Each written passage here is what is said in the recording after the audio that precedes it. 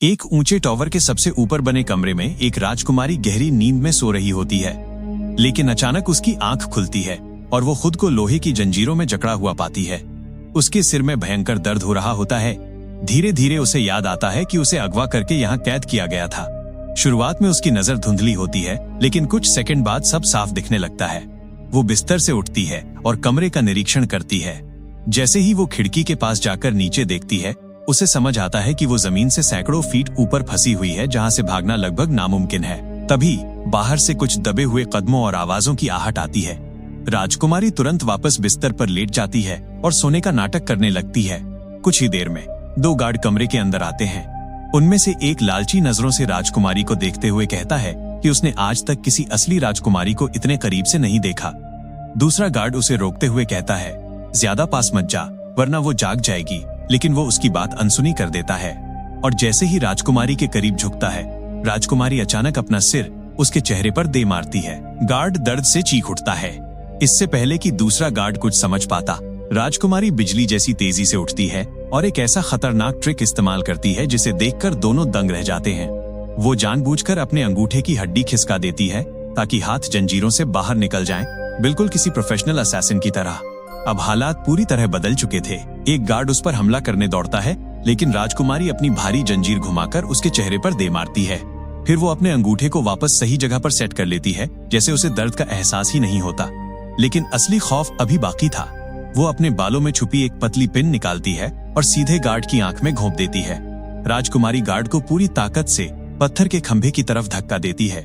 जैसे ही उसका सिर खंभे से टकराता है, बालों की पिन उसकी आंख में और गहराई तक घुस जाती है। गार्ड वहीं तड़पते हुए मर जाता है, लेकिन दूसरा गार्ड तुरंत उस पर हमला कर देता है। वो राजकुमारी को जमीन पर गिरा देता है और उसे पकड़ने की कोशिश करता है। तभी राजकुमारी तेजी से मरे हुए गार्ड की आंख से पिन निकालती है और सीधा उसकी जांघ में घोंप देती है। गार्ड दर्द से चीख उठता है। राजकुमारी तुरंत अपनी जंजीर को हाथ पर लपेट लेती है और उसे हथियार की तरह इस्तेमाल करने लगती है। वो लगातार उस पर वार करती है। गार्ड बचने की कोशिश करता है, लेकिन राजकुमारी उसे पीछे धकेलते हुए खुली खिड़की तक ले जाती है। पास पड़ा लकड़ी का भारी टुकड़ा उठाकर वो उसे जोर जोर से मारती है। गार्ड हंसते हुए कहता है, क्या तुम्हें लगता है कि तुम यहाँ से बचकर निकल पाओगी? राजकुमारी उसकी आंखों में देखते हुए कहती है, मैं तुम्हें नीचे मिलूंगी। और अगले ही पल वो उसे इतनी जोरदार किक मारती है कि वो सीधे खिड़की से बाहर जा गिरता है। नीचे उफनते समुद्र में गिरते ही वो गायब हो जाता है। तभी कमरे में एक और गार्ड घुस आता है।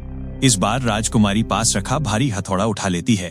जैसे ही गार्ड उसकी तरफ बढ़ता है, वो पूरी ताकत से उसके सिर पर वार करती है। गार्ड वहीं ढेर हो जाता है। राजकुमारी उसकी चाबियां निकालती है और अपने दूसरे हाथ की जंजीर भी खोल लेती है। अब वह पूरी तरह आजाद थी, लेकिन जाने से पहले वो कमरे को फिर से पहले जैसा बना देती है, ताकि किसी को शक न हो कि वो भाग चुकी है। फिर वो दरवाजा बंद करती है और चुपचाप टॉवर से बाहर निकल जाती है। महल के अंधेरे रास्तों से गुजरते हुए वो एक दूसरे कमरे में पहुंचती है। वहां से नीचे महल का पूरा मैदान दिखाई दे रहा था। पूरा महल अफरातफरी में डूबा हुआ था। गार्ड हर दरवाजे को बंद कर रहे थे ताकि कोई अंदर या बाहर न जा सके। नीचे उसके माता पिता, राजा और रानी घुटनों के बल बैठे हुए थे। उनके हाथ बंधे थे। उनके साथ उसकी छोटी बहन वायलेट भी कैद थी। उनके सामने खड़ा था जूलियस और उसके साथ थी उसकी निर्दयी सेनापति मोइरा। राजा जूलियस से शांति की भीख मांगते हैं। वह उसे याद दिलाते हैं कि उसके पिता कभी राज्य के सम्मानित राजनेता थे, लेकिन जूलियस हंस पड़ता है।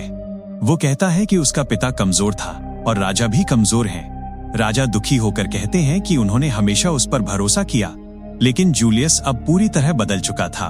वो सिर्फ सत्ता नहीं चाहता था, वो राजकुमारी से शादी करके पूरे राज्य पर कब्जा करना चाहता था। राजा उसे समझाने की कोशिश करते हैं कि डर और हिंसा के दम पर कोई हमेशा राज नहीं कर सकता, लेकिन जूलियस उनकी एक नहीं सुनता। वो गुस्से में अपने सैनिकों को आदेश देता है कि पूरे शाही परिवार को तुरंत वहां से ले जाया जाए। टॉवर के अंदर छिपी हुई राजकुमारी खुद को इस पूरे नरसंहार का जिम्मेदार मानने लगती है। उसे याद आता है कि राज्य में कोई पुरुष उत्तराधिकारी नहीं था, इसलिए परंपरा के अनुसार गद्दी उसी व्यक्ति को मिलनी थी जिससे राजकुमारी शादी करती। इसी वजह से उसकी शादी जूलियस से तय की गई थी। लेकिन शादी वाले दिन सब कुछ बदल गया। जैसे ही विवाह शुरू होने वाला था, राजकुमारी डर गई। उसे महसूस हुआ कि जूलियस के अंदर कुछ बहुत खतरनाक है। वो उससे शादी नहीं करना चाहती थी और उसी पल उसने सबसे बड़ा फैसला लिया। वो जूलियस को पूरे दरबार के सामने मंडप में छोड़कर भाग गई। उसकी उसी एक गलती ने पूरे राज्य को बर्बादी की तरफ धकेल दिया था। इन्हीं ख्यालों में खोई हुई राजकुमारी अचानक चौकन्नी हो जाती है। उसे किसी के भारी कदमों की आवाज सुनाई देती है। वह तुरंत छिपने की जगह ढूंढती है। तभी एक विशालकाय गार्ड कमरे के अंदर आता है। उसका शरीर किसी दानव जैसा था, लेकिन उसे जरा भी अंदाजा नहीं था कि राजकुमारी वहीं मौजूद है। गार्ड बेफिक्र होकर कमरे के कोने में खड़ा होकर पेशाब करने लगता है। उसी समय राजकुमारी पानी से भरे एक बड़े टब के अंदर छिप चुकी होती है। वो पूरी तरह पानी में डूबकर अपनी सांस रोक लेती है। कमरे में मौत जैसी खामोशी छा जाती है। कुछ सेकंड के लिए ऐसा लगता है कि गार्ड उसे देख लेगा, लेकिन तभी उसकी नजर सामने लगे शीशे पर पड़ती है। वो खुद को देखकर मुस्कुराने लगता है और अपने हेलमेट को ठीक करने में लग जाता है। यही मौका देखकर राजकुमारी बिल्कुल शांत रहती है। कुछ पल बाद गार्ड कमरे से बाहर चला जाता है। जैसे ही खतरा टलता है, राजकुमारी तेजी से पानी से बाहर निकलती है। वो जोर जोर से सांस लेने लगती है। उसके भारी कपड़े पूरी तरह भीग चुके थे और भागने में रुकावट बन रहे थे, इसलिए वो अपने कपड़ों का कुछ हिस्सा फाड़ देती है ताकि आसानी से लड़ सके और दौड़ सके। फिर वो धीरे धीरे कमरे से बाहर निकलती है और टॉवर से नीचे उतरना जारी रखती है। लेकिन तभी वही विशालकाय गार्ड अचानक पीछे से आ जाता है। इस बार वो सीधे राजकुमारी का गला पकड़ लेता है और उसे हवा में उठा देता है। राजकुमारी तुरंत पलटवार करती है। वो पूरी ताकत से उसके हेलमेट पर वार करती है, जिससे उसका आगे का हिस्सा टूट जाता है। फिर वो उसके पैरों के बीच जोरदार हमला करती है, लेकिन गार्ड पर उसका कोई असर नहीं होता, जैसे वो इंसान नहीं कोई राक्षस हो। गार्ड गुस्से में अपनी विशाल तलवार निकालता है और राजकुमारी को मारने के लिए उसकी तरफ बढ़ने लगता है। अब ये लड़ाई सिर्फ भागने की नहीं रही थी, बल्कि ताकत और हुनर की सीधी टक्कर बन चुकी थी। विशालकाय गार्ड अपनी भारी तलवार से लगातार हमला करता है। उसके वार इतने खतरनाक थे कि एक भी लग जाता तो राजकुमारी वहीं खत्म हो जाती, लेकिन राजकुमारी तेजी से उसके हर वार से बचती रहती है। वो दीवारों और तंग रास्तों का फायदा उठाकर उसे थकाने लगती है। गार्ड ताकतवर जरूर था, लेकिन बहुत धीमा था। आखिरकार सही मौका देखकर राजकुमारी उसकी तलवार छीनकर उसे निहत्था कर देती है। अब दोनों खाली हाथ लड़ने लगते हैं। गार्ड गुस्से में उसे पकड़ने के लिए झपटता है, लेकिन राजकुमारी फुर्ती से उसके कंधों पर चढ़ जाती है। गार्ड उसे नीचे गिराने के लिए दीवारों से टकराता है, लेकिन वह मजबूती से पकड़े रहती है। तभी उसकी नजर उसके हेलमेट पर लगे बड़े सींगों पर जाती है। वो पूरी ताकत से हेलमेट खींचती है और उसे निकाल देती है। अगले ही पल वो उसी टूटे हुए सींग को उसकी पीठ में घोंप देती है। गार्ड दर्द से चीखता हुआ जमीन पर गिर पड़ता है। कुछ सेकंड तक राजकुमारी वहीं खड़ी भारी सांसें लेती रहती है। तभी उसे अपने बचपन की याद आती है। जब वो छोटी थी, तब वो हमेशा एक योद्धा बनना चाहती थी। वो अपनी दाई लिन की तरह बनना चाहती थी, जिसने उसे छिपकर लड़ना और हथियार चलाना सिखाया था। उसकी माँ को ये बिल्कुल पसंद नहीं था। उन्हें लगता था कि एक राजकुमारी को लड़ाई नहीं, शांति सीखनी चाहिए। लेकिन लिन ने रानी को समझाया कि अगर कभी खतरा आया तो राजकुमारी को खुद की रक्षा करना आना चाहिए। आखिरकार रानी मान गई, लेकिन इस शर्त पर कि राजा को इसके बारे में कभी पता नहीं चलना चाहिए। वर्तमान में लौटते हुए राजकुमारी हेलमेट को जमीन पर फेंकती है और आगे बढ़ जाती है। उधर टॉवर के नीचे सैनिक उस गार्ड की लाश लेकर आते हैं, जिसे उसने खिड़की से नीचे फेंका था। गार्डों का मुखिया केर कहता है कि शायद वो गलती से गिर गया होगा, लेकिन मोइरा को तुरंत शक हो जाता है। उसे लगता है कि राजकुमारी भाग चुकी है। जूलियस कोई खतरा नहीं लेना चाहता और तुरंत केर को आदेश देता है कि जाकर पक्का करे कि राजकुमारी अभी भी अपने कमरे में है। इसके बाद जूलियस और मोइरा वहां से चले जाते हैं। केर अपने सबसे तेज और चुस्त गार्ड को ऊपर भेजता है, लेकिन जैसे ही वो टॉवर की लंबी सीढ़ियों को देखता है, उसका चेहरा उतर जाता है। उसे इतनी लंबी चढ़ाई से नफरत थी, लेकिन आदेश मानना जरूरी था, इसलिए मजबूरी में वो ऊपर जाने लगता है। टॉवर में आगे बढ़ते हुए राजकुमारी थोड़ी देर आराम करने के लिए एक कमरे में रुकती है। तभी उसे पास से दो गार्डों की आवाज सुनाई देती है। दोनों कमरे में लूटपाट कर रहे थे और कीमती सामान अपने बैग में भर रहे थे। राजकुमारी तुरंत आसपास नजर दौड़ाती है और एक लकड़ी का डंडा उठा लेती है। फिर वो उसे बीच से तोड़ देती है ताकि उसे हथियार की तरह इस्तेमाल कर सके। जैसे ही पहला गार्ड उसकी तरफ बढ़ता है, वो पूरी ताकत से लकड़ी उसके चेहरे पर दे मारती है। गार्ड वहीं गिर पड़ता है। उसी दौरान राजकुमारी अपने कोर्सेट की लंबी डोरी खींच लेती है। दूसरा गार्ड गुस्से में उस पर हमला करने दौड़ता है, लेकिन राजकुमारी तेजी से उसकी गर्दन और हाथों में डोरी लपेट देती है और उसे पास के खंबे से बांध देती है। गार्ड छूटने की कोशिश करता रहता है, लेकिन अब वो पूरी तरह फंस चुका था। राजकुमारी जमीन पर पड़ा एक क्रॉसबो उठाती है और सीधा उसकी तरफ तान देती है। वो उससे अपने परिवार के बारे में पूछती है, लेकिन गार्ड कुछ भी बताने से इनकार कर देता है। कुछ सेकंड तक दोनों एक दूसरे को घूरते रहते हैं फिर राजकुमारी बिना हिचकिचाए ट्रिगर दबा देती है। तीर सीधा गार्ड के सीने में जाकर लगता है और वो वहीं मर जाता है। इसके बाद वो उसकी तलवार उठाती है और आगे बढ़ जाती है। उधर वही चुस्त गार्ड लगातार लंबी सीढ़ियां चढ़ते हुए ऊपर जा रहा था ताकि राजकुमारी के कमरे की जांच कर सके। इसी बीच राजकुमारी नीचे जाने का रास्ता ढूंढ रही थी, लेकिन अब पूरा टॉवर गार्डों से भर चुका था। अचानक कुछ गार्ड उसकी तरफ आने लगते हैं। उसके पास छिपने की कोई जगह नहीं बचती। तभी वो तेजी से खिड़की के बाहर निकल जाती है और पतले से पत्थर के छज्जे से एक हाथ के सहारे लटक जाती है। नीचे गहरी खाई थी और हल्की सी गलती का मतलब सीधी मौत। गार्ड उसके बिल्कुल पास से गुजर जाते हैं, लेकिन किसी की नजर उस पर नहीं पड़ती। कुछ देर बाद वो महसूस करती है कि तलवार उसके लिए बहुत भारी हो रही है, इसलिए वो उसे नीचे फेंक देती है ताकि अपना संतुलन बनाए रख सके। गार्डों के जाने के बाद वो वापस अंदर आती है। तभी उसकी नजर उसी चुस्त गार्ड पर पड़ती है जो खिड़की के पास बैठकर आराम कर रहा था। राजकुमारी तुरंत छिप जाती है और इंतजार करने लगती है। कुछ देर बाद गार्ड उठता है और आगे बढ़ जाता है। मौका मिलते ही राजकुमारी पूरी तरह अंदर आती है और टॉवर की दीवारों के भीतर बने एक गुप्त रास्ते में घुस जाती है। यह छिपा हुआ रास्ता उसे एक बड़े हॉल तक ले जाता है, लेकिन वहां का नजारा देखकर वो रुक जाती है। पूरा कमरा गार्डों से भरा हुआ था। कुछ शराब पी रहे थे, कुछ खाना खा रहे थे और बाकी लोग महल से लूटा हुआ सामान बांट रहे थे। पूरी जगह अफरातफरी और शोर से भरी हुई थी। राजकुमारी इसी मौके का फायदा उठाती है। वो धीरे धीरे गार्डों के बीच से गुजरती है, बिना किसी की नजर में आए। फिर आखिरकार वो दूसरे छिपे हुए दरवाजे तक पहुंच जाती है और वापस गुप्त रास्ते में घुस जाती है। अपने कमरे की तरफ बढ़ते हुए राजकुमारी आखिरकार वापस वहां पहुंच जाती है। कमरे में घुसते ही वो तुरंत एक छिपी हुई जगह खोलती है और उसमें से एक छोटा लेकिन बेहद तेज ब्लेड निकालती है, जिसे उसने बहुत पहले छुपा कर रखा था। ब्लेड हाथ में लेते ही उसे अपने पुराने दिनों की याद आने लगती है। उसे याद आता है कि जब वो बड़ी हो रही थी तब वो अक्सर जंगल में लिन के साथ ट्रेनिंग किया करती थी। लिन उसे लगातार लड़ना, बचना और दुश्मन की कमजोरी पहचानना सिखाती थी। लेकिन चाहे वो कितनी भी कोशिश कर ले, वो कभी लिन को हरा नहीं पाती थी। एक दिन लिन उसे और ज्यादा उकसाने के लिए अपने पुराने गुरु और राजमहल के सलाहकार काई को बुलाती है। काई वही व्यक्ति थे जिन्होंने कभी लिन को ट्रेनिंग दी थी। अब राजकुमारी को उन दोनों का सामना करना था। लड़ाई शुरू होते ही काई आसानी से उसका हथियार छीन लेते हैं और उसे निहत्था कर देते हैं। लेकिन राजकुमारी हार मानने वालों में से नहीं थी। वो बिना हथियार के ही उन पर हमला करना जारी रखती है।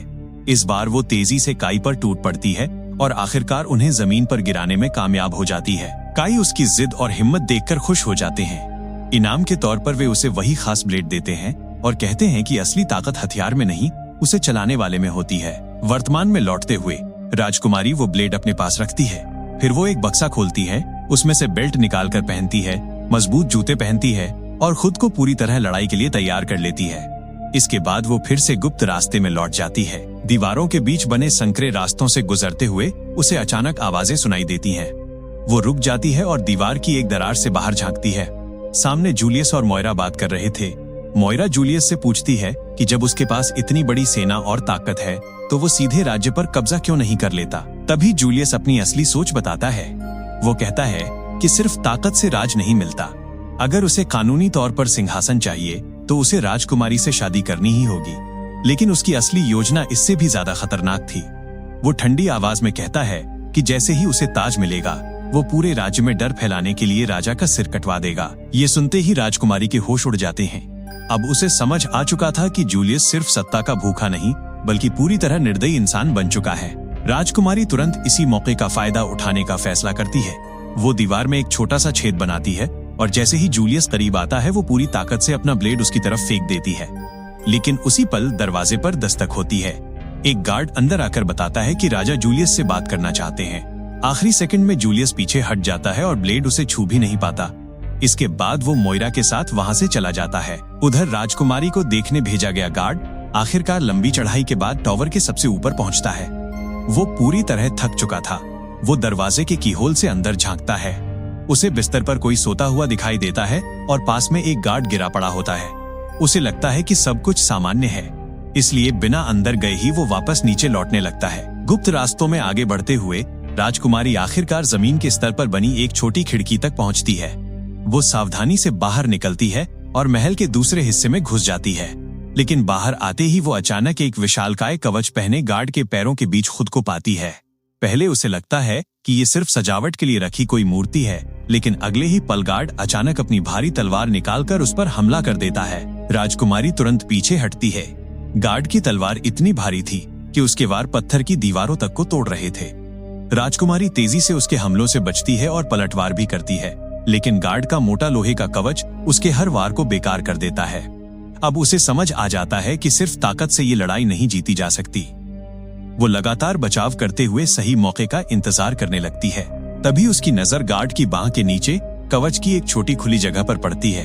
यही उसकी कमजोरी थी। राजकुमारी तुरंत उसी जगह पर बार बार हमला करना शुरू कर देती है। धीरे धीरे गार्ड कमजोर पड़ने लगता है और दर्द से तड़प उठता है। लेकिन राजकुमारी यही नहीं रुकती। वो पास रखी तेल की बोतल उठाती है और सीधे गार्ड पर फेंक देती है। अगले ही पल वो जलती हुई मोमबत्ती उसकी तरफ फेंकती है। देखते ही देखते गार्ड आग की लपटों में घिर जाता है और दर्द से चीखते हुए लड़खड़ाकर खिड़की की तरफ भागने लगता है। उधर नीचे महल में जूलियस केर से बात कर रहा होता है। तभी वो चुस्त गार्ड वापस लौट आता है और बताता है कि राजकुमारी अभी भी टावर में मौजूद है। ये सुनते ही जूलियस गुस्से में केर को आदेश देता है कि इस मामले को तुरंत खत्म किया जाए। केर तुरंत पूरे टावर की तलाशी लेने का आदेश देता है, लेकिन तभी मोइरा उसे रोक देती है। वो चुस्त गार्ड से पूछती है कि ऊपर जाते या नीचे आते समय क्या उसे कोई दिखाई दिया था। गार्ड मना कर देता है। बस यहीं से मोइरा सब समझ जाती है। उसे एहसास हो जाता है कि ये किसी ऐसे व्यक्ति का काम है जो महल के गुप्त रास्तों और हर कोने को अच्छी तरह जानता है, यानी राजकुमारी जिंदा है। मोइरा बिना एक सेकंड गवाए अपना चाबुक निकालती है और सीधे केर के गले पर वार कर देती है। वार इतना खतरनाक होता है कि केर वहीं मर जाता है। इसके बाद वो बाकी गार्डों की तरफ मुड़ती है और आदेश देती है, जो भी ये कर रहा है उसे ढूंढकर तुरंत मार डालो। खतरे को महसूस करते ही राजकुमारी जल्दी से बाहर निकलने का रास्ता ढूंढने लगती है, लेकिन तभी अचानक 3 लड़ाके उसे चारों तरफ से घेर लेते हैं। वे बिना समय गंवाए उस पर हमला कर देते हैं। लड़ाई के दौरान एक तलवार उसके हाथ को काट देती है और उसके हाथ से खून बहने लगता है। दर्द के बावजूद वो हार नहीं मानती और पूरी बहादुरी से लड़ती रहती है। वो तेजी से पलटवार करती है और किसी तरह उनके बीच से निकल जाती है, लेकिन वे उसका पीछा नहीं छोड़ते। राजकुमारी अचानक पीछे मुड़ती है और बिजली जैसी तेजी से हमला करके 2 गार्डों को मार गिराती है, लेकिन नीचे से और सैनिक ऊपर आते दिखाई देते हैं। अब उसके पास समय बहुत कम था। तभी वो अपने गले का मोतियों वाला हार तोड़ देती है। सैकड़ों मोती पूरे फर्श पर बिखर जाते हैं। जैसे ही गार्ड उसकी तरफ दौड़ते हैं, वे मोतियों पर फिसलकर एक दूसरे से टकरा जाते हैं। पूरे रास्ते में अफरातफरी मच जाती है और इसी मौके का फायदा उठाकर राजकुमारी वहां से भाग निकलती है, लेकिन सामने एक और गार्ड आ जाता है। राजकुमारी बिना रुके उस पर हमला करती है और उसे हराकर सीढ़ियों पर उल्टा लटका देती है। तभी बाकी गार्ड भी उस तक पहुंच जाते हैं। अब चारों तरफ से उस पर हमला होने लगता है। वो लगातार लड़ती है और एक एक करके कई गार्डों को मार गिराती है। तभी एक विशाल गार्ड भारी हथौड़ा लेकर उसकी तरफ दौड़ता है। राजकुमारी पास पड़ी एक ढाल उठा लेती है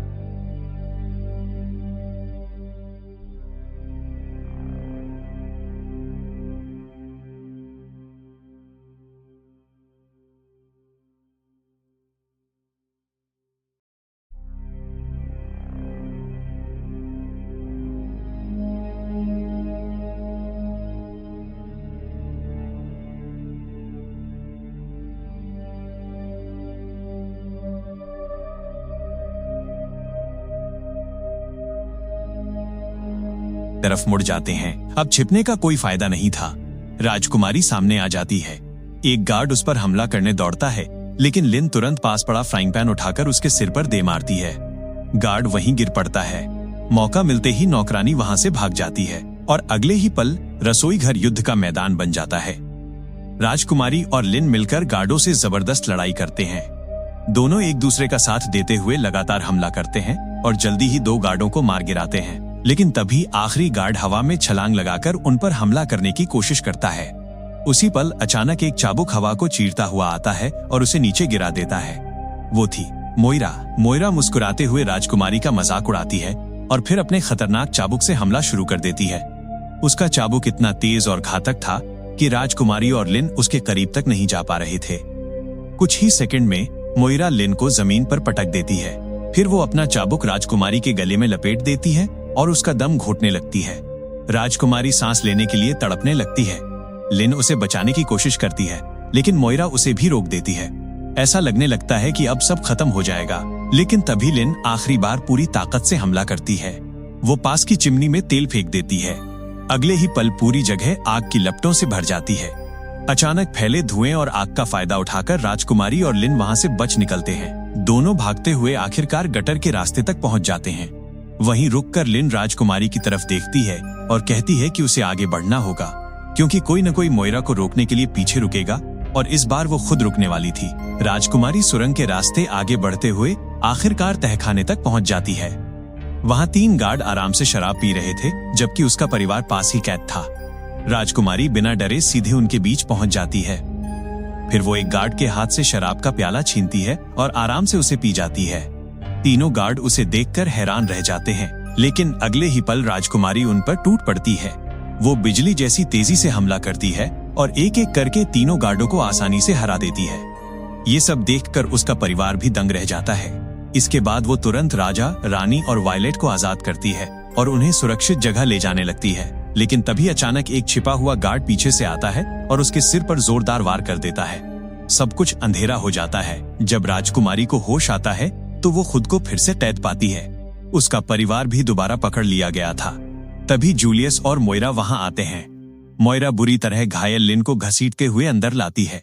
लिन मुश्किल से खड़ी हो पा रही थी। जूलियस राजकुमारी का मजाक उड़ाने लगता है। वह कहता है कि ये पूरा विनाश उसी की वजह से हुआ है, लेकिन राजकुमारी जरा भी नहीं डरती। जूलियस उसे याद दिलाता है कि वो कभी उसकी पत्नी बनने वाली थी। इस पर राजकुमारी ठंडी आवाज में कहती है, अगर मैं तुमसे शादी करती तो हर दिन तुम्हें मारने का तरीका सोचती रहती। ये सुनते ही जूलियस समझ जाता है कि राजकुमारी कभी उसके सामने नहीं झुकेगी। तभी वो अपनी नई योजना बताता है।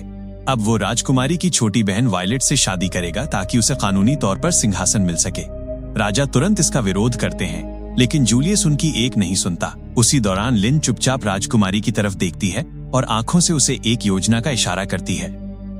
कुछ ही सेकंड बाद जूलियस गार्डों को आदेश देता है कि राजकुमारी को मार दिया जाए, लेकिन तभी राजकुमारी अचानक एक तलवार उठाकर मोइरा की तरफ फेंक देती है। पूरा कमरा अफरातफरी में बदल जाता है। इसी मौके का फायदा उठाकर लिन खुद को आजाद कर लेती है।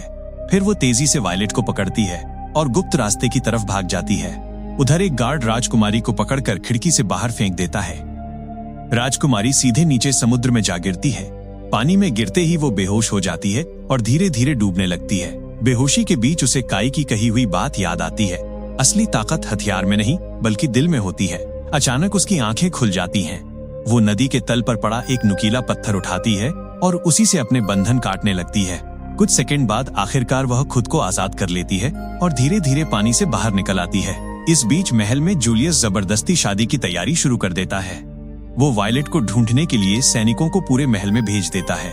हर जगह तलाशी चल रही थी। उधर राजकुमारी गुप्त रास्ते से वापस टॉवर में पहुंचती है, लेकिन बाहर निकलते ही एक विशाल सैनिक उसका रास्ता रोक लेता है।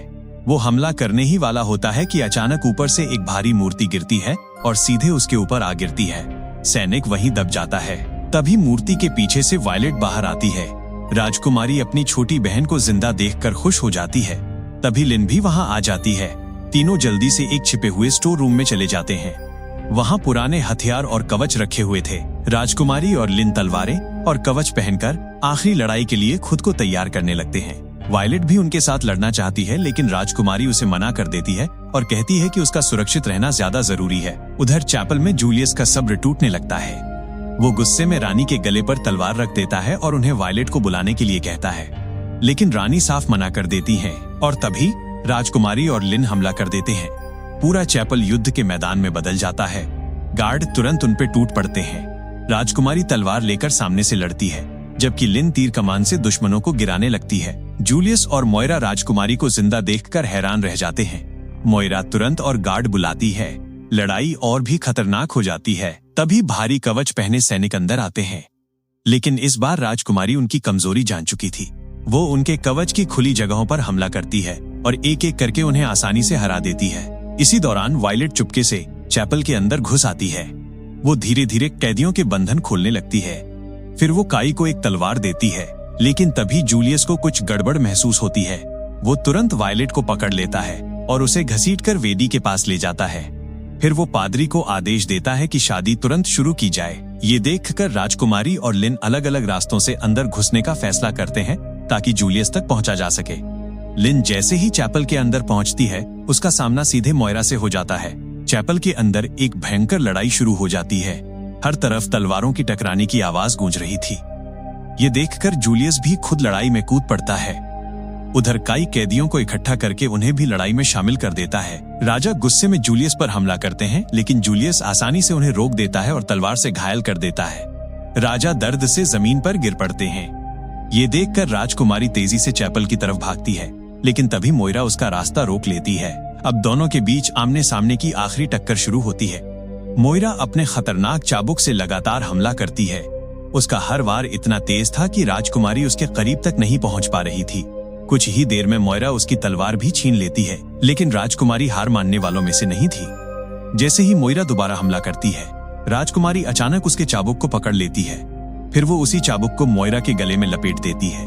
मोइरा छूटने की कोशिश करती है, लेकिन बहुत देर हो चुकी थी।